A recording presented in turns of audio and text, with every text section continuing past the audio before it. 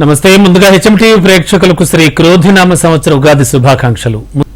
క్రోధినామ సంవత్సరం సందర్భంగా గాంధీ భవన్ లో ఉగాది పండుగ వేడుకలు నిర్వహించారు. ఈ సందర్భంగా జ్యోతిష్య పండితులు పంచాంగ శ్రవణం నిర్వహించారు. ఈ వేడుకల్లో మంత్రి జూపల్లి కృష్ణారావు, ఎమ్మెల్సీలు మహేష్ కుమార్ గౌడ్, బల్మూరి వెంకట్, కాంగ్రెస్ వర్కింగ్ ప్రెసిడెంట్ జగ్గారెడ్డి పాల్గొన్నారు.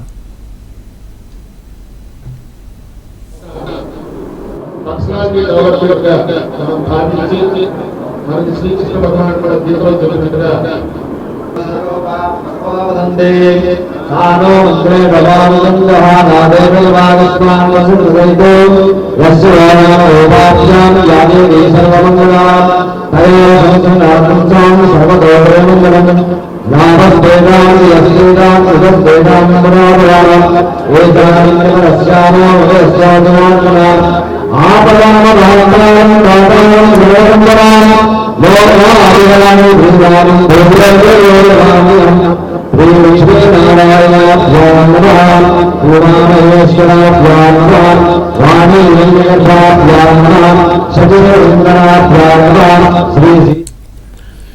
అటు తెలంగాణ భవన్లో బీఆర్ఎస్ తరఫున పంచాంగ శ్రవణం కార్యక్రమం నిర్వహించారు. ఈ ఏడాది వర్షాలు సమృద్ధిగా పడతాయని, నదులన్నీ నిండుతాయన్నారు జ్యోతిష పండితులు. ప్రపంచంలో ఆర్థిక మాంద్యం సంభవిస్తుందని తెలిపారు. తూర్పు ఈశాన్య దేశాల్లో భూకంపాలు వస్తాయన్నారు. ఇక పంచాంగ శ్రవణం ముగిసిన అనంతరం బీఆర్ఎస్ వర్కింగ్ ప్రెసిడెంట్ కేటీఆర్ మాట్లాడారు. తెలుగు ప్రజలందరికీ ఉగాది శుభాకాంక్షలు తెలిపారు ఆయన. తెలుగువారి కొత్త సంవత్సరం సందర్భంగా అందరికీ మంచి జరగాలని కోరుకుంటున్నట్లు తెలిపారు కేటీఆర్. రాజు సస్యాధిపతి, నీరసాధిపతి కుజుడుగా ఉన్నాడు. కుజగ్రహానికి పరిపాలనలో అనుకుంటూ ఈ సంవత్సరం శని మంత్రిగా ఉంటూ ఉద్వేగభరితమైనటువంటి సందర్భాన్ని ఈ సంవత్సరం అంతా కూడా ఇస్తున్నాడు. ఈ సంవత్సరంలో కుజుడు అధిపతిగా ఉండడం వల్ల ప్రపంచంలోనూ, దేశంలోనూ, రాష్ట్రాలలోనూ వాహన ప్రమాదాలు, అలాగే అగ్ని ప్రమాదాలు సూచిస్తున్నాయి. రాజకీయ నాయకులకి కూడా రాబోయేటటువంటి ఎన్నికల్లో ఎవరెవరైతే పాలకపక్షంగా ఉన్నారో వారు కొంత కష్టసాధ్యంగా ప్రయత్నం చేసే అవకాశం కనిపిస్తోంది. ప్రతిపక్షంగా ఉన్నటువంటి వాళ్ళందరూ కూడా ఈరోజు తెలుగువారి కొత్త సంవత్సరం ఉగాది శ్రీ క్రోధినామ సంవత్సర శుభాకాంక్షలు హృదయపూర్వకంగా తెలియజేసుకుంటూ, మరి రాజకీయాలు ఎప్పుడూ ఉంటాయి, కానీ పండుగ పూట రాజకీయాలు మాట్లాడకూడదు. ఈ సంవత్సరం అందరికీ మంచి జరగాలని, మొత్తంగా శాంతి సామరస్యాలతో ఎలాంటి మత కల్లోలాలు కానీ, ఎలాంటి అనవసరపు బాధలు కానీ ప్రజలకు కలగకుండా, ముఖ్యంగా వ్యవసాయం బాగుండాలి అంటే వర్షాలు బాగా కురవాలి, వ్యవసాయం బాగుండాలి అంటే కాలం బాగా జరగాలి. ఆ రకంగా ప్రజలందరూ కూడా మత సామరస్యంతో శాంతియుతంగా, ఆరోగ్యంగా, మరి చక్కటి వాతావరణ అనుకూల పరిస్థితులు కూడా రావాలని మనస్ఫూర్తిగా భగవంతుడికి ప్రార్థిస్తూ, మరి ఈరోజు ఈ కార్యక్రమంలో పాల్గొన్న ప్రతి ఒక్కరికి కూడా హృదయపూర్వకంగా ధన్యవాదాలు కూడా తెలియజేస్తూ, మీ అందరికీ ఉగాది శుభాకాంక్షలు కూడా ప్రత్యేకంగా తెలియజేస్తూ నమస్కారం. క్రోధినామ సంవత్సరం సందర్భంగా తెలంగాణ బీజేపీ కార్యాలయంలో ఉగాది వేడుకలు ఘనంగా నిర్వహించారు. ఈ వేడుకల్లో బీజేపీ రాష్ట్ర అధ్యక్షుడు కిషన్ రెడ్డి, ఎంపీ లక్ష్మణ్ సహా పలువురు బీజేపీ నేతలు పాల్గొన్నారు. పూజా కార్యక్రమాల అనంతరం కాకునూరి సత్యనారాయణ మూర్తి చేత పంచాంగ పఠనం నిర్వహించారు. ఏం చేస్తున్నారండి అంటే, ఏదో రామకృష్ణ అనుకుంటున్నామండి అనాలి. కృష్ణ అనే సమయం ఇప్పుడు వచ్చింది. ఇది చెప్పడం కోసమే ఈ శ్లోకాన్ని నేను మీకు జ్ఞాపకం చేశాను. ఒక్కసారి మనమంతా కూడా కలిపురుషుడిని, కాలపురుషుని స్తోత్రం చేద్దాం. సంవత్సరం ఆరంభంలో అద్భుతంగా మన కార్యాలయంలో సుదర్శన హోమం చేసుకొని ఆ శ్రీమన్నారాయణమూర్తిని శ్రీదేవి భూదేవి సమేతంగా అర్చన చేసుకొని సలక్షణంగా ఉగాది ప్రసాదాన్ని సిద్ధం చేసుకొని తీపి, పులుపు, కారం, చేదు, వగరు, ఉప్పు కూడా కలుపుకొని షడ్రుచులతో అద్భుతమైనటువంటి ఉగాది బూస్టర్ అన్న పేరిట ఈ ప్రసాదాన్ని సిద్ధం చేసుకున్నాం.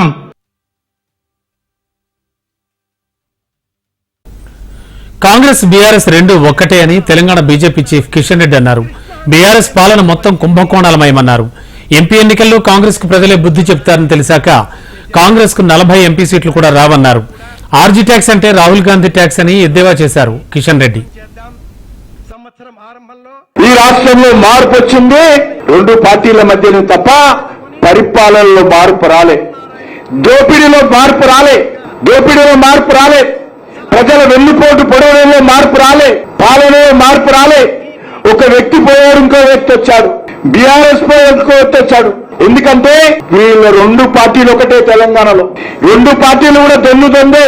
గతంలో ఇదే టీఆర్ఎస్ పార్టీ ఇప్పుడు బీఆర్ఎస్ అయింది. కాంగ్రెస్ తో పొత్తు పెట్టుకున్నారు, ఎన్నికల్లో గెలిచారు. బీఆర్ఎస్ పార్టీ డిఎన్ఏ ఒకటే. బొమ్మ బొరుసు లాంటి పార్టీలు రెండు పార్టీలు కూడా. ఈ రెండు పార్టీలు కూడా ఒకటి నెహ్రూ కుటుంబానికి కొమ్ము కాస్తే, ఒకటి కేసీఆర్ కుటుంబానికి కొమ్ము కాస్తే. ఈ రెండు పార్టీలు కూడా దోపిడీ పార్టీలే. ఆ రోజు ఆయన దోపిడీ చేస్తే కేసీఆర్ భూముల కుంభకోణం, సాగునీటి ప్రాజెక్టుల కుంభకోణం, లిక్కర్ కుంభకోణం, గ్రానైట్ కుంభకోణం, ఇసుక కుంభకోణం, రింగ్ రోడ్ కుంభకోణం, ఎన్ని కుంభకోణాలు చేసుకొని సలక్షణంగా ఉగాది ప్రసాదాన్ని సిద్ధం చేసుకొని ఇక ఉగాది పర్వదినం సందర్భంగా తన స్వగ్రామం ధన్వాడలోని శ్రీ దత్తాత్రేయ స్వామివారి ఆలయంలో పూజలు నిర్వహించారు ఐటీ పరిశ్రమల శాఖ మంత్రి దుద్దిళ్ల శ్రీధర్ బాబు. రాష్ట్ర ప్రజలంతా కూడా సుఖ సంతోషాలతో ఉండాలని భగవంతుని ప్రార్థించినట్లు తెలిపారు ఆయన. రాబోయే కాలంలో సంక్షేమ అభివృద్ధిలో రాజీ లేకుండా కాంగ్రెస్ ప్రభుత్వం పనిచేస్తుందన్నారు. అర్హులైన నిరుపేదలకు ఎల్లవేళలా కాంగ్రెస్ పార్టీ నాయకులు కార్యకర్తలు తోడుగా ఉంటారని హామీ ఇచ్చారు మంత్రి శ్రీధర్ బాబు. ఈరోజు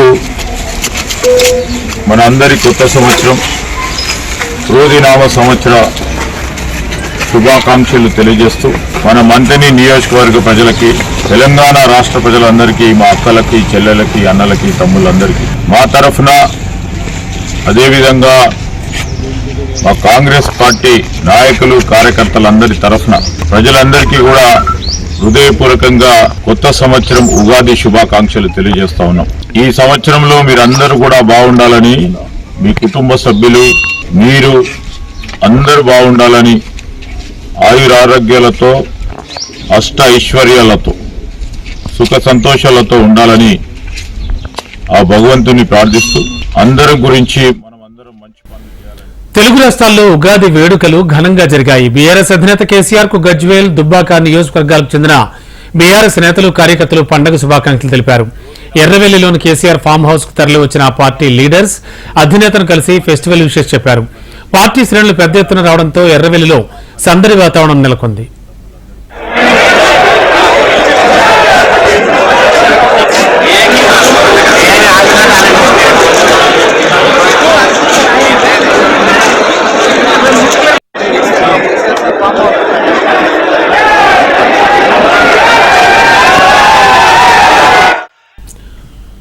ఉగాది సందర్భంగా మంత్రి తుమ్మల భద్రాద్రి కొత్తగూడెం జిల్లాలోని తన స్వగ్రామంలో కుటుంబ సభ్యులతో కలిసి ప్రత్యేక పూజలు నిర్వహించారు.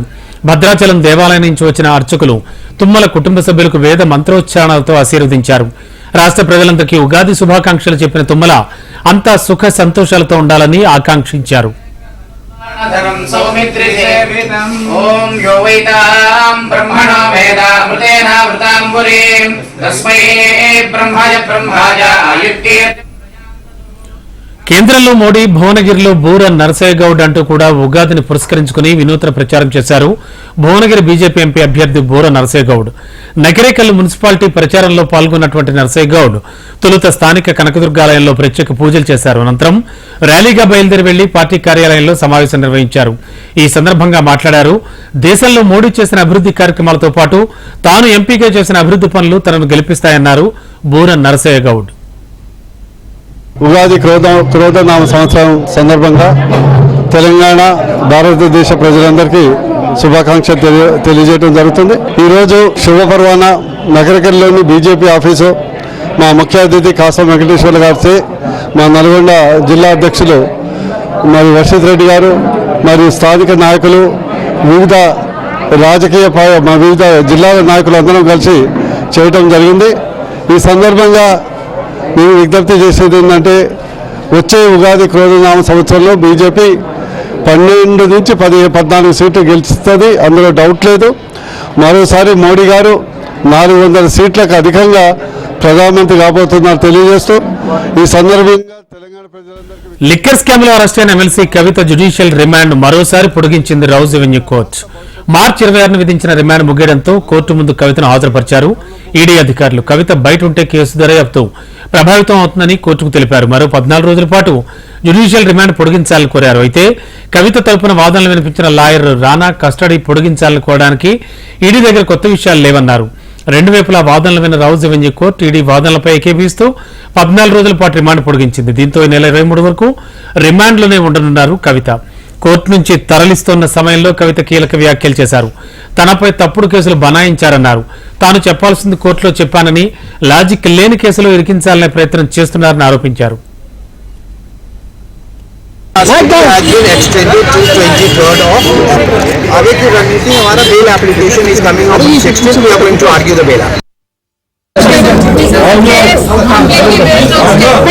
It is a illogical case, it is a political case.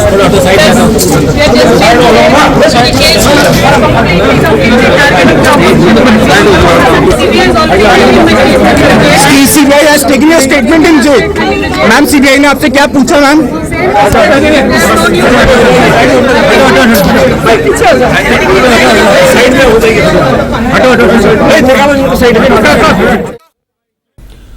మీడియాకు 4 పేజీలతో కూడిన ఒక లేఖను ఎమ్మెల్సీ కవిత విడుదల చేశారు. జడ్జికి చెప్పాలనుకున్న అంశాలను 4 పేపర్లపై ఆమె రాసుకుని కోర్టుకు తీసుకొచ్చారు. ఈ సందర్భంగా ఆమె మీడియాకు ఆ లేఖ విడుదల చేశారు. తనపై తప్పుడు కేసు పెట్టారని, ఈ కేసులో తన ప్రమేయం లేదన్నారు. ఈ కేసులో ప్రచారం జరిగినట్లుగా తాను ఆర్థికంగా ఎలాంటి లబ్ధి పొందలేదన్నారు. వ్యక్తిగతంగా రాజకీయంగా తన పరపతిని తగ్గించేందుకు కుట్ర జరుగుతోందని ఆరోపించారు. సీబీఐతో పాటు ఈడీ విచారణకు కూడా సహకరించారని తెలిపారు. నిందితుల వాంగ్మూలాలతో మాత్రమే కేసు నమోదు చేశారని, ఎలాంటి ఆధారాలు లేకుండా ఈడీ తనను అరెస్ట్ చేసిందన్నారు. కేంద్రం దర్యాప్తు సంస్థలను రాజకీయ కక్షలకు వాడుకుంటోందని ఆరోపించారు. బీజేపీ నేతలు పార్లమెంటు సాక్షిగానే విపక్ష నేతల్ని బెదిరిస్తున్నారని లేఖలో కవిత ప్రస్తావించారు. సిద్దిపేట జిల్లాలో ఎన్నికల కోడ్ నిబంధనలకు విరుద్ధంగా వ్యవహరించిన ప్రభుత్వోద్యోగులపై వేటు పడింది. 2 రోజుల క్రితం సిద్దిపేటలోని ఓ ఫంక్షన్ హాల్లో మెదక్ బీఆర్ఎస్ ఎంపీ అభ్యర్థి వెంకట్రామిరెడ్డి సమావేశంలో పాల్గొన్నట్లు గుర్తించారు. 40 మంది ఐకేపీ, 66 మంది ఈజీఎస్ ఉద్యోగులపై వేటు వేస్తూ జిల్లా కలెక్టర్ మను చౌదరి ఆదేశాలు జారీ చేశారు. ఎన్నికల కోడ్ ఉల్లంఘించారనే కారణంతో బీఆర్ఎస్ అభ్యర్థి వెంకట్రామిరెడ్డి, సుడా మాజీ చైర్మన్ రవీందర్ రెడ్డిపై 3 టౌన్ పోలీసులు కేసు నమోదు చేశారు. ఉగాది సందర్భంగా AP CM YS Jaganmohan Reddy దంపతులకు పండితులు వేదాశీర్వచనం పలికారు. అనంతరం పండితులు అందించిన ఉగాది పచ్చడిని సీఎం దంపతులు స్వీకరించారు. శావల్యాపురం మండలం గంటావారిపాలెం వద్ద క్యాంపులోనే కార్యక్రమం జరిగింది.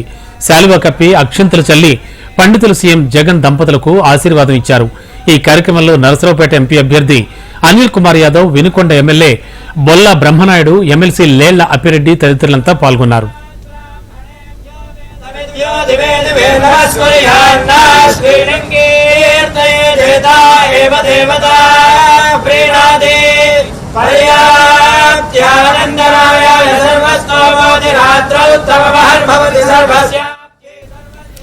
ఏపీలో ప్రస్తుతం కారం, చేదు మాత్రమే ఉన్నాయని టీడీపీ అధినేత చంద్రబాబు అన్నారు.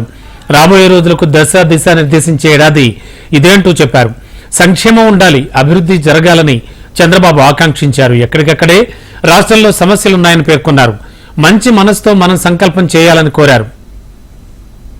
అందరం ఎవరి ఆసనాల్లో వాళ్ళ ఆశీర్వాదం లేతే ప్రవచనాన్ని ప్రారంభిస్తారు. సాధికారత రావాలని, ఏదో ప్రగతి ఒకటే కాదు, ఓవరాల్ ఎంపవర్మెంట్ జరగాలి, సంక్షేమం ఇవ్వాలి, అభివృద్ధి చేయాలి, ధరలు తగ్గాలి, లా అండ్ ఆర్డర్ ఉండాలి. అదే మాదిరిగా ప్రతి ఒక్కరి కృషికి తగిన ఫలితం లభించే పరిస్థితి ఉండాల్సిన అవసరం ఉంది. 5 సంవత్సరాలు మీరు చూశారు, ఈ రోజంతా ఉగాది పచ్చడి కాదు, కారం, చేదు ఈ 2 కలిపేశారు ఈ రాష్ట్రంలో. ఏది కూడా జీవితంలో నిద్రలేస్తే భయం. ఈ రోజు ఎట్టగడు చంద్రబాబు కొత్తగా వాలంటీర్లకు గాలం వేస్తున్నాడని మాజీ మంత్రి పేర్ని నాని అన్నారు. తన ప్రభుత్వం అధికారంలోకి వస్తే 10,000 ఇస్తానని ఎరవేస్తున్నాడని చెప్పారు. ఇక చంద్రబాబు మోసపూరిత మాటలను వాలంటీర్లు నమ్మరని చెప్పారు. మళ్లీ జగన్ ప్రభుత్వం అధికారంలోకి వచ్చాక వాలంటీర్లకు సముచిత స్థానం కల్పిస్తారని అన్నారు. జనం ఒకసారి నమ్ముతారు, 2 సార్లు నమ్ముతారు, 3 సార్లు నమ్ముతారు. ఇక తేపకి నమ్మరు చంద్రబాబు నాయుడు. నీ మోసాలు, నీ కుట్రలు, నీ కుయుక్తులు ఇవాళ నమ్మేవాడు ఎవడు లేడు. వాలంటీర్లు, రెండవది వాలంటీర్లు నీ డబ్బు ఎర చూపితే నీకు లొంగే రకం కాదు, నీకు పడే రకం కాదనేది గుర్తుపెట్టుకోండి. ఇవాళ సేవా తత్పరతో, సేవాభావంతో జగన్మోహన్ రెడ్డి గారి యొక్క సంకల్పం మేరకు పనిచేస్తున్నటువంటి 2,50,000 మంది వాలంటీర్ల మొత్తానికి జగన్ మీద భరోసా ఉంది.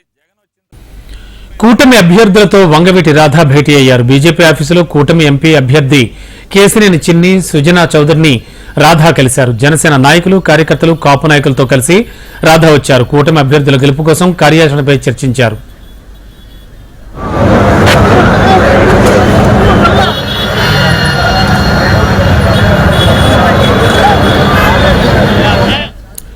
పిఠాపురంలో జనసేన పార్టీ ఆధ్వర్యంలో ఉగాది వేడుకలు జరిగాయి. నూతన గృహప్రవేశం చేసిన పవన్ కళ్యాణ్ అక్కడే పంచాంగ శ్రవణ కార్యక్రమంలో పాల్గొన్నారు. అనంతరం పురోహితుల ఆశీర్వాదం స్వీకరించారు. తెలుగు ప్రజలకు ఉగాది శుభాకాంక్షలు తెలిపిన పవన్ క్రోధినామ సంవత్సరంలో ఏపీలో కూటమి అధికారంలోకి వస్తుందన్నారు. ప్రజల కోరిక మేరకే పిఠాపురంలో పోటీకి దిగానన్న ఆయన కూటమి విజయయాత్ర పిఠాపురం నుంచే మొదలవుతుందన్నారు. ఒక నియోజకవర్గం నుంచి ఇంతమంది కోరుకుంటారు ఇక్కడికి రావాలని అంటే నాకు ఆ రోజున పిఠాపురం ప్రజల తాలూకు గొంతుని, ఆకాంక్షని ఆ తల్లి ఓడూరి నాగేశ్వరరావు గారి దంపతుల ద్వారా నా దృష్టికి తీసుకొచ్చింది. తల్లి అనుగ్రహం ఎలా ఉంటుందో తెలియదు. పురోహితిక అమ్మవారు దయతోటి, దీవెనలతోటి, ఇక్కడికి శ్రీ వల్లపుడి దీవెనలతోటి, బంగారు పాపమ్మ దీవెనలతోటి ఈ రోజున ఇక్కడ ఏపీ ప్రజలకు 5 ఏళ్లుగా రాజధాని లేదన్నారు బీజేపీ ఏపీ ఎన్నికల సహా ఇన్ఛార్జ్ సిద్ధార్థ సింగ్. కేంద్రం అందిస్తోన్న ఏ ఒక్క సంక్షేమ పథకం కూడా రాష్ట్ర ప్రజలకు అందడం లేదన్నారు. రాష్ట్రంలో వైసీపీ ప్రభుత్వ హయాంలో అమరావతి రాజధానిని డెవలప్ చేయలేకపోయారని విమర్శించారు. ఎన్డీఏ కూటమి అధికారంలోకి వస్తే అమరావతిని అభివృద్ధి చేసి చూపిస్తామన్నారు. పోలవరం పూర్తి చేయడంలో కూడా వైసీపీ ప్రభుత్వం కాలయాపన చేస్తోందన్నారు. కేంద్రం నుంచి వచ్చే నిధుల కోసమే ప్రాజెక్టుల్లో మార్పులు చేస్తున్నారని ఆరోపించారు ఆయన. Government and the focus comes from the Prime Minister himself. In implementing the schemes, we are able to achieve that. Unfortunately, in last 5 years, many of the welfare schemes which were to be given to the poor of Andhra Pradesh never came through. So there are many other things. For example, Vijayawada, Amravati in 5 years has not become the capital. It is the commitment of BJP along with the alliance partner and TDP that Amravati. పొత్తుల కోసం ప్రయత్నించిన గొప్ప వ్యక్తి పవన్ అని, వచ్చే ఎన్నికల్లో కూటమి గెలవాలని అన్నారు రఘురామకృష్ణంరాజు. రాష్ట్రాన్ని అరాచక శక్తుల నుంచి కాపాడాలని, ఏపీని స్వర్ణాంధ్రప్రదేశ్ కి అభివృద్ధి చేసుకోవాలని ఆయన పిలుపునిచ్చారు. పిఠాపురంలో పవన్ రఘురామకృష్ణరాజు మర్యాదపూర్వకంగా కలిశారు. ఇక తన పోటీపై కూడా ఆసక్తికర వ్యాఖ్యలు చేశారు రఘురామ. ఎమ్మెల్యే లేదా ఎంపీగా పోటీ చేస్తానని, తాను ఎక్కడి నుంచి పోటీ చేసినా పవన్ ప్రచారం చేస్తారని చెప్పారు. ఈ రోజు ఉగాది సందర్భంగా జనసేనాని పవర్ స్టార్ పవన్ కళ్యాణ్ గారు పిఠాపురంలో ఒక ఇల్లు తీసుకుని ఈ పవిత్రమైన ఉగాది రోజున గృహప్రవేశం చేస్తున్న సందర్భంగా నేను వారిని కలిసి నా శుభాకాంక్షలు అందజేయడానికి వారి సమయం తీసుకుని నేను వచ్చి వారిని కలవడం జరిగింది. అందుకని వచ్చా. ఈ కూటమి ముగ్గురు తన రాజకీయ భవిష్యత్తును ప్రకటించారు చీరాల మాజీ ఎమ్మెల్యే ఆమంచి కృష్ణమోహన్. త్వరలో తాను కాంగ్రెస్ పార్టీలో చేరుతున్నట్లు స్పష్టం చేశారు. షర్మిల సమక్షంలో చీరాల బహిరంగ సభలో పార్టీలో చేరుతానన్న ఆమంచి ప్రజాభీష్టం మేరకే హస్తం పార్టీలో చేరుతున్నట్లు ప్రకటించారు. వచ్చే ఎన్నికల్లో కాంగ్రెస్ తరఫున చీరాల నుంచి పోటీ చేస్తున్నట్లు ప్రకటించారు ఆమంచి. పెద్ద ఎత్తున సుమారు కొన్ని వేల మందితో చర్చించాను. అసలు నేను రాజకీయాల్లో ఉండాలా లేదా, ఉండాలంటే ఎలా ముందుకు పోవాలి ప్రస్తుతమైనటువంటి పరిస్థితులు అని చెప్పి డిస్కస్ చేసినటువంటి సందర్భంలో ఎక్కువ మంది ఆటో సింబల్ వస్తుందేమో, స్వతంత్ర అభ్యర్థిగా పోటీ చేస్తే బాగుంటుందని చెప్పి ఒక అభిప్రాయాన్ని తెలియజేసినప్పటికీ అలాంటి పరిస్థితి కానప్పుడు ప్రత్యామ్నాయంగా మనకు శాశ్వతంగా ఒక వేదిక ఉండాలి, మన మనస్తత్వానికి ఒక జాతీయ పార్టీ అయితే సూటబిలిటీ ఉంటుందని కూడా పెద్ద ఎత్తున బలంగా ఈ డిస్కషన్ టైంలో. పశ్చిమ గోదావరి జిల్లా ఉండి ఎమ్మెల్యే మంతెన రామరాజు కంటతడి పెట్టుకున్నారు. కాళ్ల మండలం పెద్దమిరంలోని ఓ ఫంక్షన్ హాల్లో ఏర్పాటు చేసిన కార్యకర్తల సమావేశంలో ఆయన భావోద్వేగానికి లోనయ్యారు. తనకు టికెట్ వచ్చే అవకాశం లేకపోవడంతో మనస్తాపానికి గురైన రామరాజు కార్యకర్తలు, అభిమానులతో చర్చించి తన భవిష్యత్ కార్యాచరణ ప్రకటిస్తానన్నారు.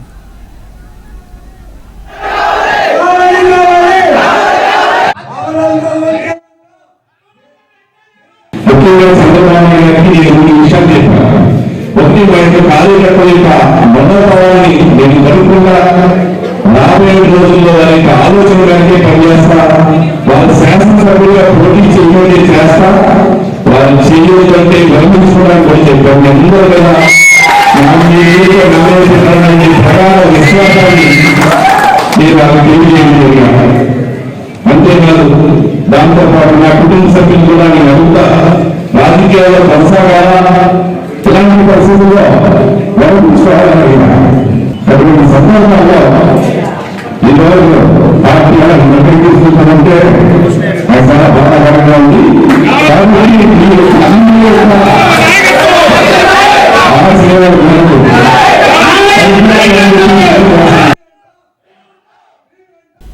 ఏపీలో రాజకీయ మార్పు, పేద ప్రజల అభ్యున్నతి లక్ష్యంగా ఏర్పడిన భారత చైతన్య యువజన పార్టీ అభ్యర్థుల తొలి జాబితా విడుదలైంది. 2024 అసెంబ్లీ ఎన్నికల్లో పోటీ చేయడానికి 32 మందితో మొదటి విడత జాబితాను ఆ పార్టీ అధినేత బోడి రామచంద్ర యాదవ్ ప్రకటించారు. బీసీవై అధినేత రామచంద్ర యాదవ్ 2 స్థానాల నుంచి పోటీ చేయనున్నారు. తన సొంత నియోజకవర్గమైన పంగనూరుతో పాటు మంగళగిరి నుంచి కూడా బరిలోకి దిగుతున్నారు. ట్రాన్స్జెండర్లకు చట్టసభల్లో అవకాశం ఇవ్వాలనే ఆలోచనతో తమన్నా సింహాద్రిని పిఠాపురం నియోజకవర్గ అభ్యర్థిగా బీసీవై పార్టీ ప్రకటించింది. జనసేన అధినేత పవన్ కళ్యాణ్ పై బీసీవై పార్టీ తరఫున ట్రాన్స్జెండర్ తమన్నా సింహాద్రి పోటీ చేస్తుండడం ఆసక్తికరంగా మారింది. తెలంగాణ పోలీసు శాఖలో విషాదం నెలకొంది. Senior IPS officer, vigilance DG Rajiv Ratan కన్నుమూశారు. హార్ట్అటాక్ రావడంతో కుటుంబ సభ్యులు ఓ ప్రైవేట్ హాస్పిటల్లో చేర్చారు. చికిత్స పొందుతూ ఆయన మృతి చెందినట్లు తెలుస్తోంది. 1991 ఐపీఎస్ బ్యాచ్ కు చెందిన రాజీవ్ రతన్ ప్రస్తుతం విజిలెన్స్ ఎన్ఫోర్స్మెంట్ డీజీగా కొనసాగుతున్నారు. గతేడాది మహేందర్ రెడ్డి డీజీపీగా పదవీ విరమణ చేసిన సమయంలో కొత్త పోలీసు బాస్ రేసులో ఈయన పేరు కూడా ప్రముఖంగా వినిపించింది. అయితే ఆ తర్వాత ఆయన విజిలెన్స్ డీజీగా ప్రమోషన్ పొందారు. రాజీవ్ రతన్ మృతి పట్ల పలువురు సంతాపం వ్యక్తం చేస్తున్నారు. మాజీ మంత్రి నంద్యాల టీడీపీ అభ్యర్థి ఫారూక్ కు ప్రమాదం తప్పింది. పాణ్యం మండలం తమ్మరాజుపల్లెలో ఫారూక్ ప్రయాణిస్తున్న కారు పశువులను ఢీకొట్టింది. ఘటనలో కారు ముందు భాగం నుజ్జునుజ్జైంది. ఫారూక్ కు స్వల్ప గాయాలయ్యాయి. దీంతో ప్రాథమిక చికిత్స అనంతరం నంద్యాలలోని సూపర్ స్పెషాలిటీ హాస్పిటల్కు ఫారూక్ ను తరలించారు. ఎయిర్ బెలూన్స్ ఓపెన్ కావడంతో పెను ప్రమాదమే తప్పింది. నంద్యాల నుంచి కర్నూలుకు వెళ్తుండగా ఈ ప్రమాదం జరిగింది.